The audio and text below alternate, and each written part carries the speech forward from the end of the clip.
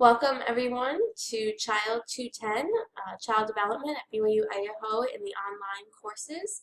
My name is Sister Casey Wilcox. I'll be your instructor for this semester for winter 2016.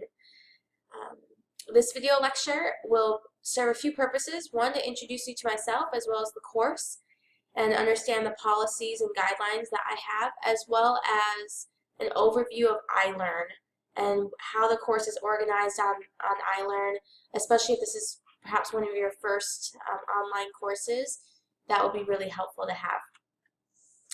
A little bit about me. As I said, I'm Sister Wilcox. I'm your instructor for this semester, and I live outside Houston, Texas, about an hour south along the coast. I've lived here for 3 years now. My husband works as a chemical engineer at a company here in town, and so that's what made us move from Utah.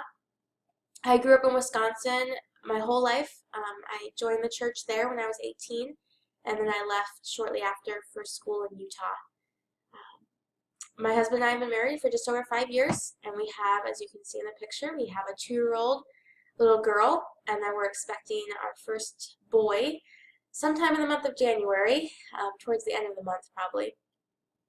So we are enjoying the last few weeks of having an only child.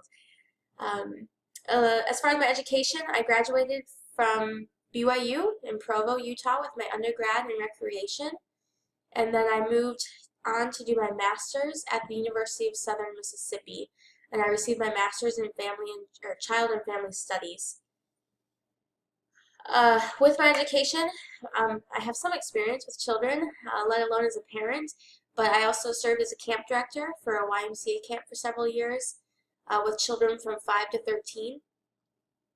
We served about 3,000 children a year, and it was fairly typical development. We weren't a camp for children with special needs or anything.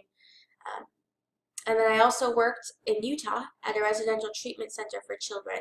And so there I got to see a little bit more of the atypical development, worked specifically with children with behavioral disorders and behavioral problems who were residing at the center for extreme therapy, in-depth therapy.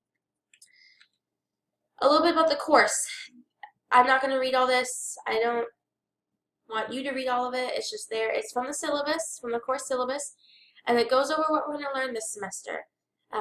The main thing I want to focus on is that we will be looking at the physical, cognitive, and psychosocial development of each age range of children, starting from prenatal, so pregnancy, all the way through the end of adolescence. So for example, the physical development in adolescence would pertain to puberty, the start of puberty and then as it progresses through the rest of adolescence.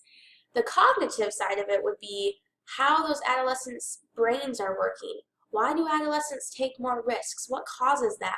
And there's actually something in the brain that causes that behavior. And then lastly, we'll look at the psychosocial. So how all of these things affect their social life and understanding why they act the way they do. And so we'll look at types and patterns of typical development of what we should expect, and then also some warning signs of what should put up a red flag for us as far as development goes. Perhaps especially with infants, if they're not setting up by this stage, by this point in their development, by 12 months, then you should be concerned, and things like that. So there's a lot more that we'll be doing.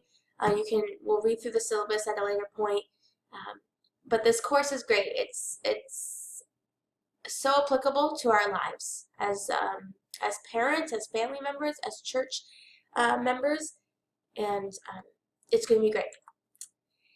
The course is organized a little uniquely, a little bit differently than other courses that maybe you've taken, either in person or online.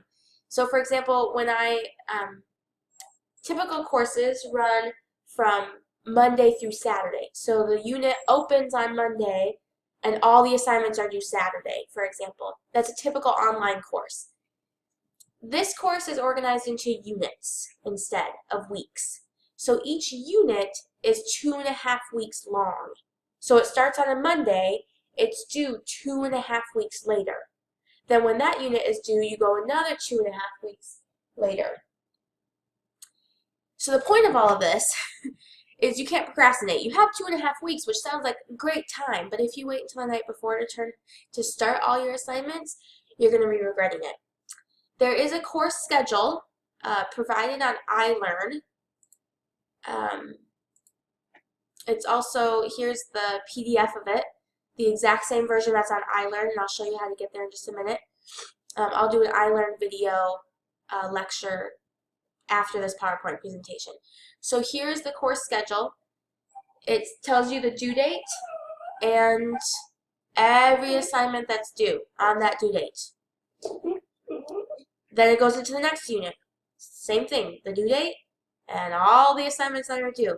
So my recommendation for this is you need to write down your due dates and know them. And understand that it's a big due date. There's a lot of assignments done, so don't procrastinate. Very quickly, every unit has the same 5 assignments, and you may have noticed that on that course schedule. It was the same ones listed. So first you have reading quizzes. There's a quiz on each chapter in that unit. Some units are 4 chapters, other units are 3. So you take an online reading quiz for each of those. You can retake it up to 3 times, but the questions will change each time you take it. So it's not like you can memorize the answers and then increase your score. You still have to know your stuff. The second assignment is Dear Abby letters. These are, if you remember in the newspapers when there was a Dear Abby section, these are letters that are written in a format of a Dear Abby that then you as a professional in child development or very educated in child development respond to.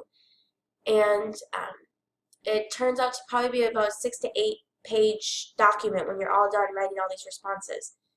So that's what the Dear Abby letters are. They're for each unit. The third one is a reflective journal assignment. These range from like 18 to 25 questions, and they make you obviously reflect on the course material, to apply the course material. To show me that you understand what you're reading and what you're learning. This turns probably to be about a 4-page assignment. Typically, that's a ballpark. If you're a lengthy writer, it might be longer. Then the fourth assignment is a collaborative quest. This is a fancy term for a discussion board. Each unit has a discussion board. Some units you will be combined as all 45 students in one discussion board. Other units, you will be divided up into smaller groups depending on the context of the discussion board. Then the last assignment is observations and development. And this assignment is where you will watch videos that are posted on iLearn and observe the development, as it says, in the children and identify different developmental stages and things like that. Again, this assignment goes with the idea that if you can read the textbook and memorize all the information, that's great. That's one thing. But unless you can actually identify the development in actual children, this knowledge won't do you any good. So these same 5 assignments run consistently through each unit. So there's no surprises, I hope. Some helpful hints from past students, from past courses. As I've said earlier, don't procrastinate. That's probably the biggest one, is it looks like you have a super long time to get all these assignments done, and then when you open the first page and realize you have a lot to do, it's overwhelming. So I would make a game plan of what you're going to get done by a certain point. Read the instructions for all the assignments now. One great thing about an online course is everything is on iLearn already. You can go through the class and look at everything right now. So read the directions on the assignments. On the Dear Abby letters, there is a minimum word requirement that's required, and I'm not flexible with that. I hold you accountable for making that word requirement. How to complete assignments efficiently. I've had some students who have said that when they started this course, what they did is they read from page 1 of chapter 1 to the end of chapter 4, which is the first unit. They read all of it, and then they go back and start the assignments. And while that's great, while I encourage you to read the textbook, obviously, that's not the most efficient way of your time. And so when I do the iLearn tutorial video, I'll sort of show you how it works, but instead, I would recommend using the reflective journal questions as a way to sort of work your way through the text. So for example, reflective journal questions 1 through 3 will probably pertain to pages 1 through 15. So it will tell you, read pages 1 through 15 and then answer these questions. And so go do that, and then move on to the next set of questions. And through all of that, you will theoretically read most of the chapters, but you will also be able to answer the Dear Abby letters and have the knowledge to do the other parts of the assignments. And so I would encourage you to look at that. The first unit is always a little bit of a learning curve, and then we'll work the kinks out. Ask questions early and often. Please email me. I do not stay up till midnight on the due date to answer questions. I don't. I'm sorry. I value my sleep too much. So ask them early and ask them often. If I respond to you and it's still not clear, tell me that, and I can come up with a different way of making sure that you're aware of it. The next recommendation I have is to be an active participant in the discussion boards. What I hate to see is you post, you make your initial response, and then you wait until an hour before the due date to make your additional responses. That does two things. One, you don't get to learn as much because you're not there checking your own, any responses to your post or fellow students' responses. And two, you're inhibiting others from discussing the topic. And so make sure that you are an active participant. You get as much out of that as you put in. This takes the place of an in-person or an on-campus class where teachers and professors can lead discussions in class. So this takes the place of that. So as I said, as much as you put into it, that's how much you get out. Also, I do host office hours. I encourage you to use them. It's about 1 hour a week.